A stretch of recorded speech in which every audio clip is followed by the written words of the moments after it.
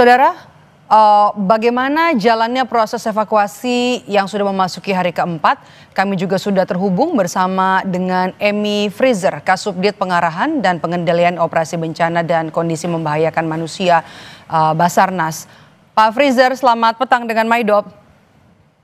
Selamat petang, Mbak Maido. Oke, Pak, update terkini Pak, apakah hari ini ada korban yang kembali ditemukan dan ini sudah memasuki hari keempat? Upaya pencarian yang dilakukan hari ini dibandingkan dengan hari kemarin, apa saja Pak?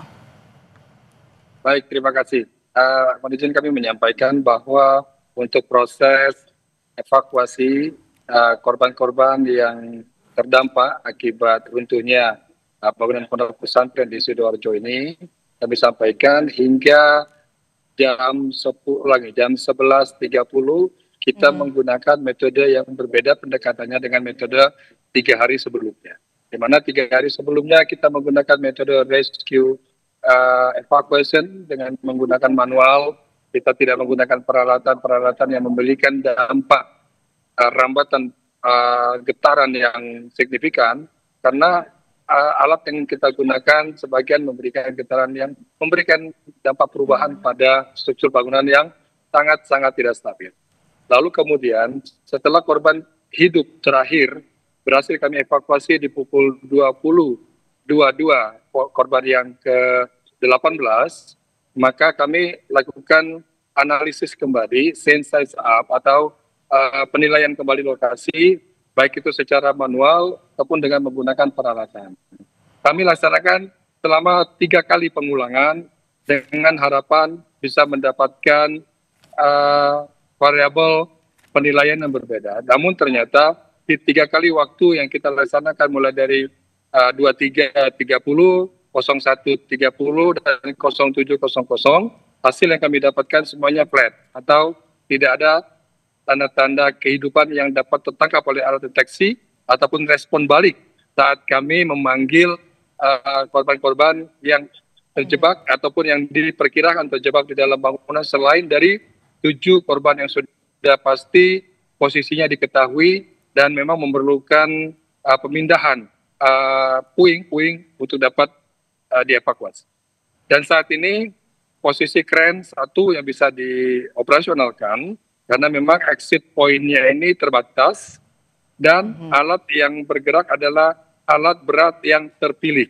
Artinya tidak semua alat berat boleh dioperasikan dalam membuka akses. Jadi tujuan kami menggunakan kren, salah satu alat yang kami pilih untuk memindahkan puing-puing ini adalah untuk dapat membuka akses dan juga menciptakan ruang baru untuk kita memudahkan dalam melakukan penilaian. Dan juga bila puing yang kami angkat ini terdapat korban, maka proses pengangkatan akan dihentikan, dilanjutkan dengan proses evakuasi.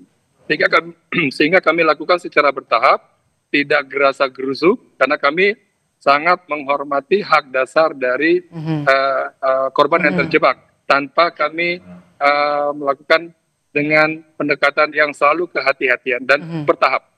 Dan semua kendali tetap berada di Basarnas walaupun secara teknis dilaksanakan oleh Kodim Sidoarjo dan juga ITS Surabaya. Ini sangat jelas dan juga kita sepakat harus ekstra hati-hati, termasuk juga pemilihan alat berat yang digunakan tim SAR untuk nanti bisa memindahkan puing-puing reruntuhan, sekaligus juga apabila nanti masih ada harapan korban yang terjebak bisa ditemukan. Berapa alat berat Pak Freezer yang diterjunkan, kemudian apakah ada jalur yang kemudian dibuat tim SAR untuk bisa mencari korban? Baik, kami sudah men-standby-kan 5 kren dan 1 dozer. Lalu kemudian ada 30 dump truck dan juga 30 unit ambulans transportasi dan ambulans gawat darurat. Dengan harapan mudah-mudahan masih mendapatkan korban yang memiliki tanda-tanda kehidupan. Lalu kemudian proses pelaksanaan satu persatu. Kami buat shifting. Jadi per 4 jam nanti kren akan diganti. Akan diganti dengan kren berikutnya.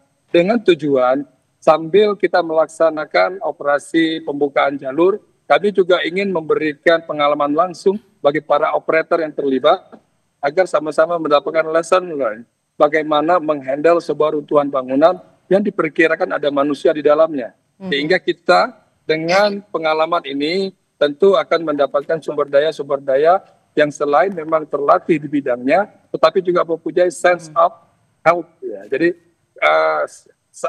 perasaan untuk bagaimana kehati-hatian itu bisa diterapkan dalam pemindahan objek. Jadi prinsipnya adalah bukan semata-mata memindahkan puing, tapi bagaimana memindahkan puing ini dengan hati-hati untuk dapat membuat akses ataupun memudahkan tim rescue melakukan pertolongan seandainya ada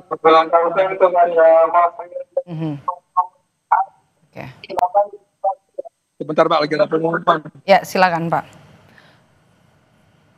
Pak Freezer, ini juga kan yang tadi Anda sebutkan harus ada ekstra hati-hati karena ini bukan hanya soal memindahkan puing, tapi juga bagaimana agar bisa setelah ada proses pemindahan diharapkan juga bisa menemukan korban. Selain itu apalagi kemudian tantangan yang dihadapi oleh tim SAR dalam proses evakuasi?